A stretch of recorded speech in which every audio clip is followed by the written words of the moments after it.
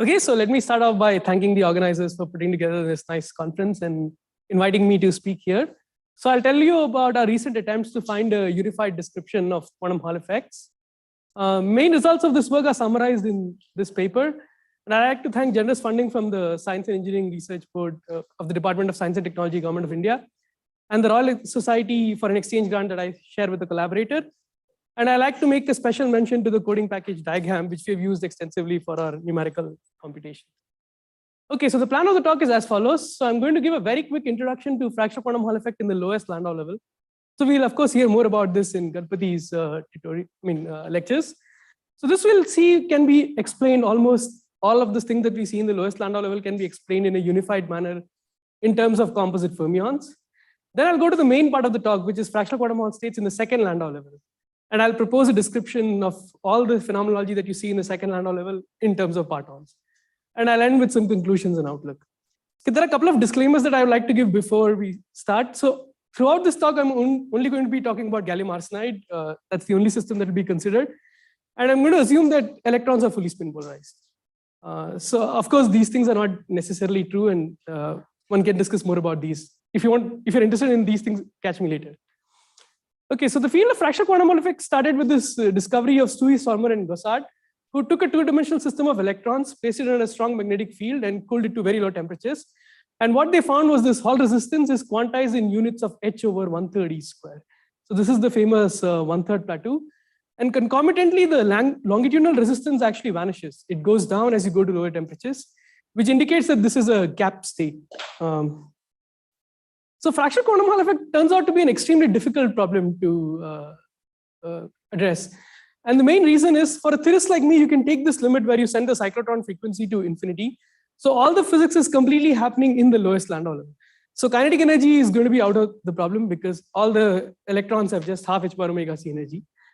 And now you have a fractional number of these orbitals filled. So here is an example of filling factor 2/5. So this filling factor is basically number of electrons divided by number of orbitals in the Landau level. So by 2/5, I mean, like, let's say 10, if there are 10 orbitals, then 4 of them are occupied. And now you can imagine that the number of ways in which you can occupy 4 electrons in 10 orbitals is quite large. So it's like 10 choose 4.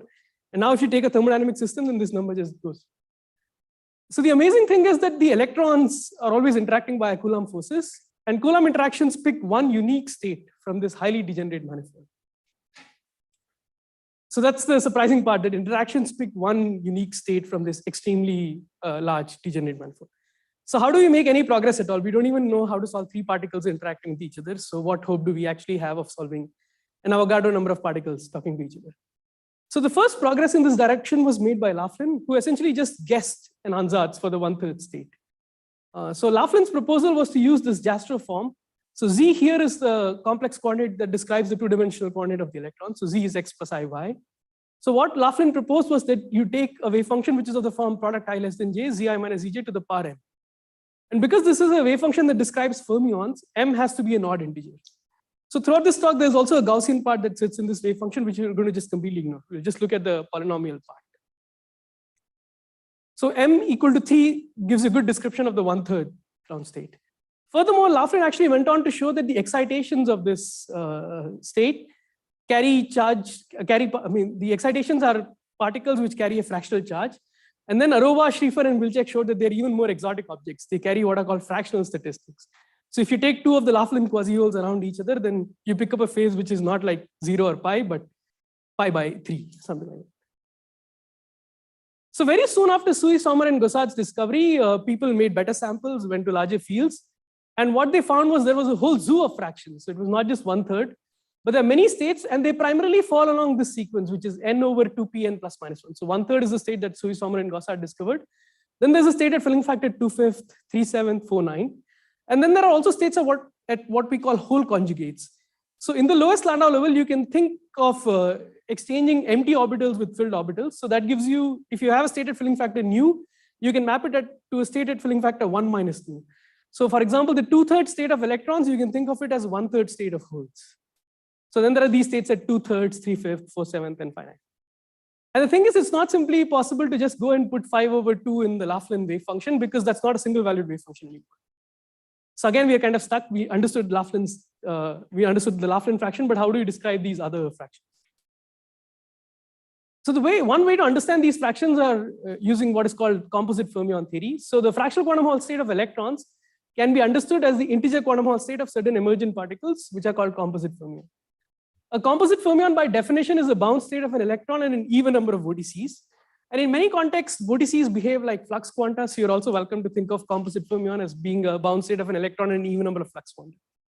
So in this schematic, I chart the golden path to go from IQHE to FQHE. You start with electrons in some low magnetic field. Then to each of these electrons, you bind two fluxes. Okay. And then what you do is you slowly smear out these fluxes to merge with the external magnetic field. And in this process, you kind of hope and pray that the gap does not close. Because this is a system that we want to describe, which is electrons in a larger magnetic field. This is the fractional regime.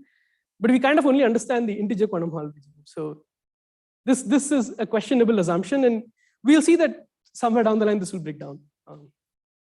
But for a moment, let's just go with this. Let's say that we can adiabatically continue all the way from IQHE to FQHE. So now what I can do is run the tape backwards. I start with electrons in a very high magnetic field. Then from the external magnetic field, I capture two flux quanta and bind it to each of these electrons to turn them into composite fermions. And to the zeroth order approximation, I'm going to assume composite fermions are non-interacting objects. Okay, and then just like electrons in a non-interacting electrons in a magnetic field form Landau levels, non-interacting composite fermions in some reduced magnetic field will form their own Landau-like levels. These are called lambda levels. And whenever an integer number of these are filled, you get fractional quantum Hall states. So all the start quantities in this slide denote quantities for composite fermions. So for example, the effective magnetic field seen by composite fermions is the external magnetic field minus 2p flux quanta, which has gone into building CFs. So now you can also relate the filling factor of electrons to the filling factor of composite fermions. So the relation goes by this. And whenever you set mu star equal to n, you get these fractions, which are called the Jan fractions. And this is the reason why they occur at n over 2pn plus minus 1. Because when you set mu star equal to n, you get precisely these fractions.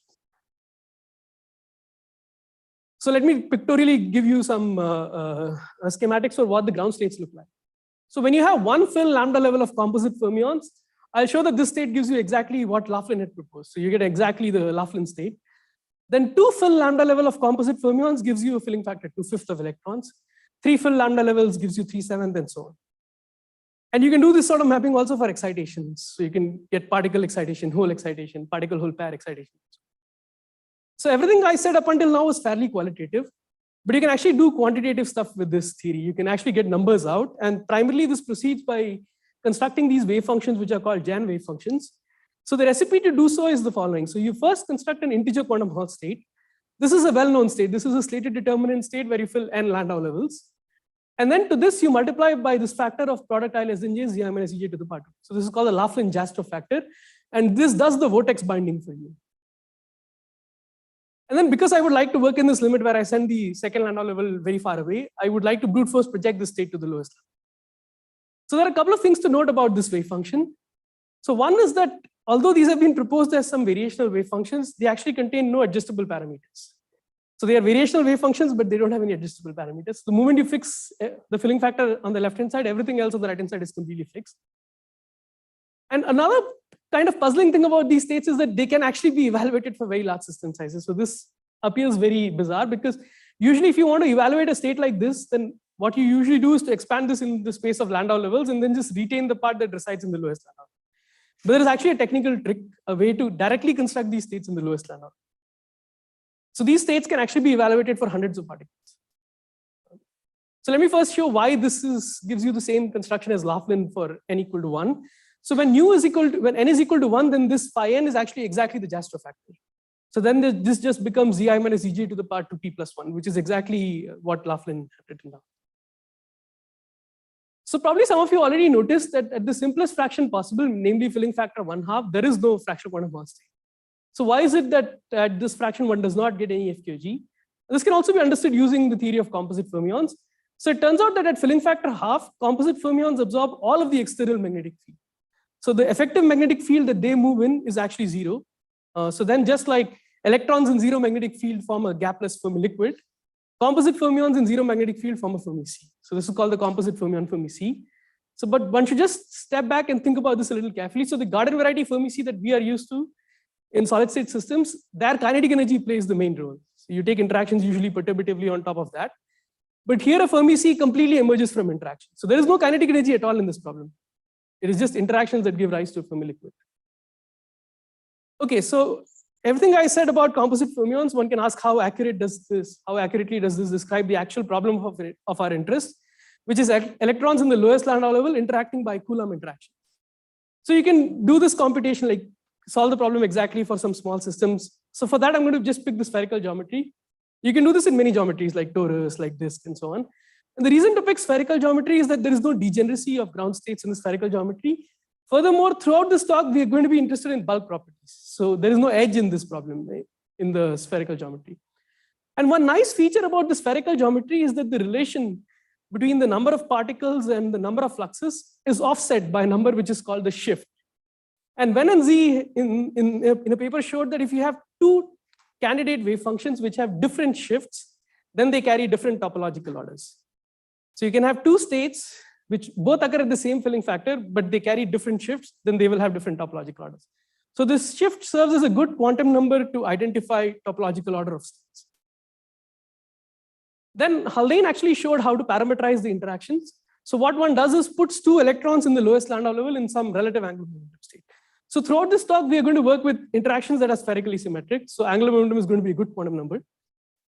And this Coulomb pseudopotentials are basically energy costs of putting two electrons in some relative angular momentum state. So they show this characteristic decay where if you put electrons too close together, then there is high energy penalty. And then this decay is typically like this. Okay, so now with these ingredients in place, you can just go ahead and brute force exact diagonalize the problem. So for small systems, let's say for filling factor 1/3, we can do this for about 15 particles. So there the Hilbert space dimension is about 2 billion. And one can look at what is the overlap of the exact ground state versus the Laughlin state. And this number is like 99%. I mean, this is a remarkably high number because if you just take a random vector of this dimension, the overlap is essentially going to be 0. So similarly for other fractions like 2/5, 3/7, and so on, the Jan state gives a nearly identical description of the actual exact Coulomb ground state. So not just the ground state, one can actually capture excitations also very well. So here is an example of filling factor 3/7, where this ground state is 3 fill lambda levels of composite fermions. This is 1 particle whole pair of composite fermions. This is 2 particle whole pair, and so on. So these dashes are the exact energies, and the dots are the CF variational energies, and they basically right on top of each other. So in summary, the CF theory is extremely accurate and provides an excellent description of almost everything that you see in the lowest level. Okay, so now it's time to go level up, which in this case means a Landau level up. So fractional quantum Hall states in the second Landau level, they look like these. So here are the Hall and the longitudinal traces, and these fractions are marked as 2 plus something. So this 2 comes from just filling lowest Landau level of spin up and spin down completely. And for the majority of this talk, you can just ignore them to be inert. So let's look at what are the fractions that are seen. So there's filling factor 1/3. Then there is filling factor 2/5. But unlike in the lowest Landau level where you get 3/7, 4/9, 5/11, you don't see these fractions. But pop comes out 6/13. So 6/13 appears out of order when you consider the Jan sequence. Moreover, you start seeing some even denominator state. So there is this very famous state at filling factor 5/2. But that's not the only even denominator state. You also see an even denominator state at filling factor 3/8. So the Jan wave function cannot give you a description of the even denominator states because non-interacting composite fermions produce filling factor which have a denominator which is 2pn plus minus 1, which is always odd. So these are the things that one would like to explain. Why do we start seeing some even denominator states, and why is the 6/13 appear out of order? So one can ask what exactly is the difference between the lowest Landau level and second Landau level? So why did things change so dramatically? And it turns out that this difference can be understood by just looking at the Haldane pseudopotentials in the 2 Landau levels. So in the lowest Landau level, the interaction is strongly repulsive at short distances. That's why this red dot is high up. Whereas in the second Landau level, the interaction is slightly less repulsive. And the reason for this is because in the second Landau level, there is a node in the wave function. So you can bring particles close to each other, but then kill the expectation value by using this node. So you are allowed to actually bring particles close to each other in the second Landau level compared to the lowest Landau level. And this gives rise to completely different physics. So I'm going to now describe some candidate states in the second Landau level, and I'll pay special attention to phi-half because of just historical reasons. So one of the leading candidate states to describe the phi-half fractional quantum Hall effect is this so-called Moore-Reed Pfaffian wave function. So what Moore and Reed proposed was you construct a bosonic Laughlin state at filling factor 1/2. So that's this product I less than j zi minus ej square. So this is a symmetric state. So what they did was propose that you multiply this by Pfaffian of 1 over zi minus zj. So this actually builds anti-symmetry. And now this is a legitimate state at filling factor 1/2. So what we saw was that in the lowest Landau level, the 1/2 state is a Fermi liquid. So what Reed and Green later on showed was this state can be interpreted as a p-wave paired state of composite fermions. And the reason is that in the second Landau level, because the interaction is slightly less repulsive, when you form composite fermions, you overscreen the Coulomb interaction. So the residual interaction between composite fermions is slightly attractive. Then attractive interactions on top of a Fermi liquid can give you superconducting instability. And it is p-wave because you have fully polarized electrons. You can't pair them in the S-wave channel. So again, one can go ahead and do this thing of taking overlap of the second Landau level Coulomb ground state with the Moore-Reed state. And this number is not super impressive. It's like about 70%, but this is still a fairly high number. So just like the Moore-Reed Pfaffian, there is a close cousin of it, which is called the anti-Pfaffian, which is obtained by just taking particle hole conjugate of the Pfaffian state. So it turns out that this particle hole conjugate state is topologically distinct. But it's very difficult to construct this particle hole conjugate state because of this fact that when you want to construct a particle hole conjugate, you basically have to expand the state in the full Landau level, and then again do this thing of switching all the electron occupied orbitals to empty orbitals and vice versa. So it'd be very nice to find a construction of the anti-Pfaffian, which one can do for large system sizes. And this is particularly relevant because recent numerics from Rizai show that it is the anti-Pfaffian that is favored once you have Landau level mixing into account.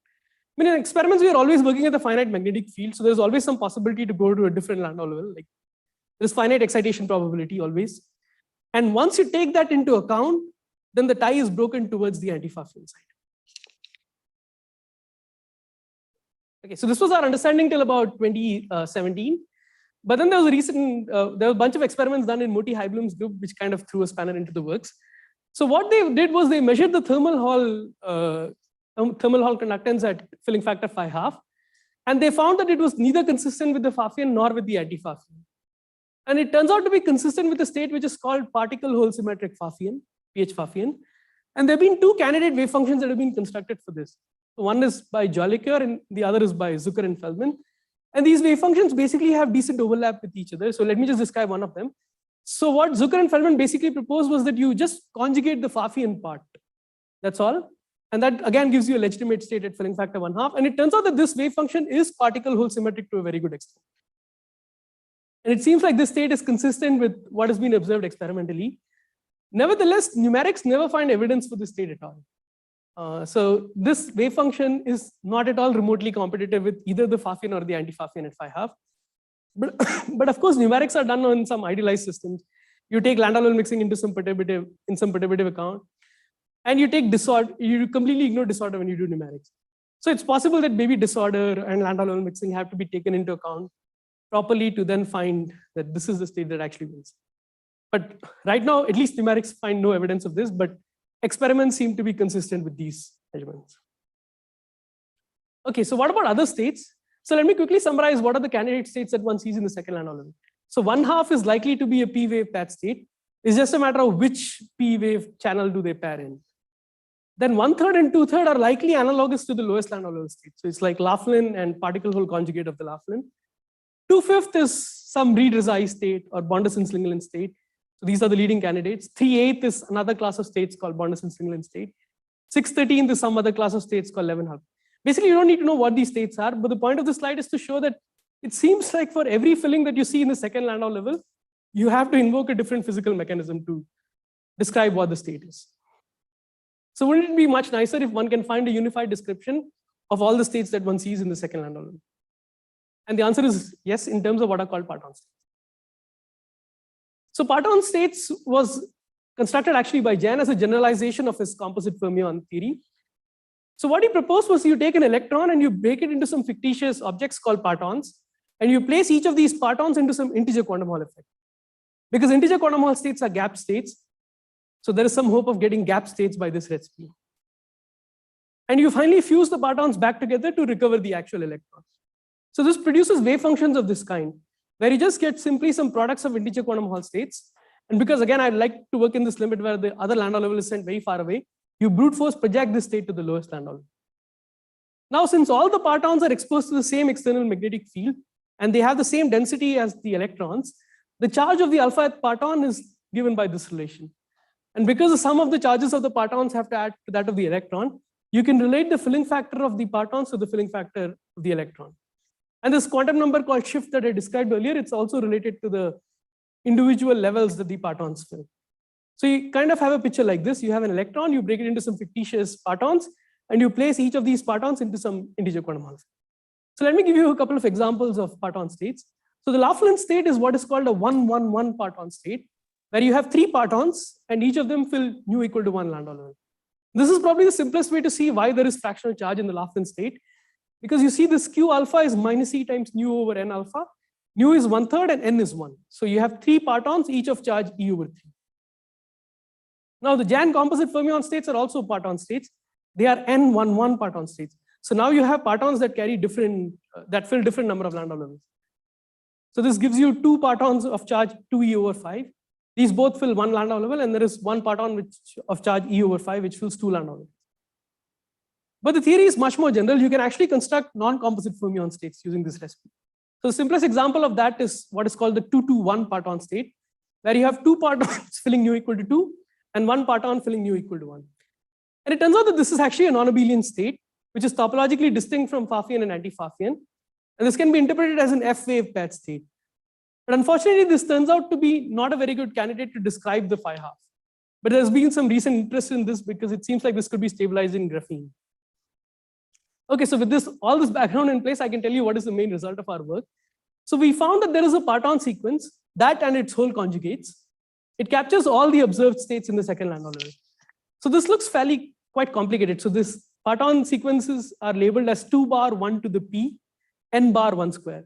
But basically what you need to do is wherever you see 2 bar, you put phi 2, which is nu equal to 2, complex conjugate that.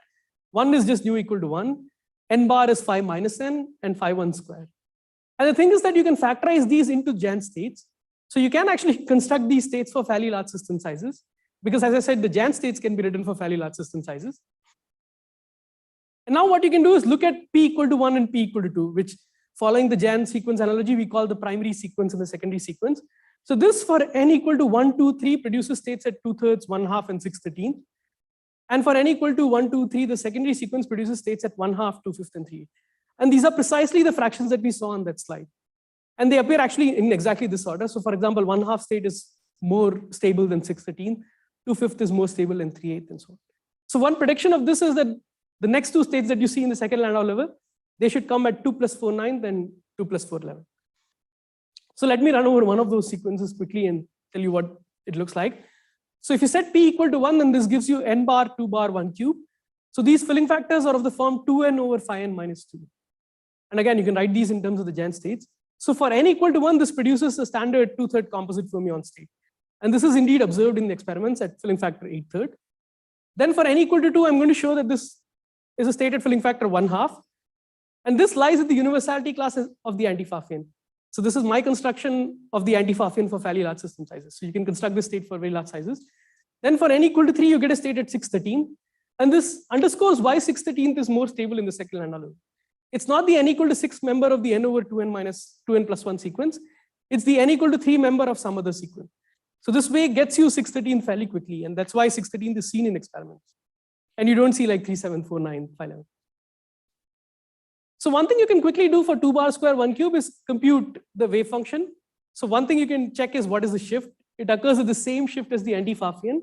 And then look at the overlap between the anti-Pfaffian and this state, and that between the anti-Pfaffian and second lambda level Coulomb, and between this state and the second lambda. So those are the 3 numbers plotted here. So these 2 states have fairly good overlap with each other, which again kind of indicates that they might be similar. But overlap is after all just a number. So can we do something more? So here is my connection to quantum information. So what one can do is compute what is called the entanglement spectrum.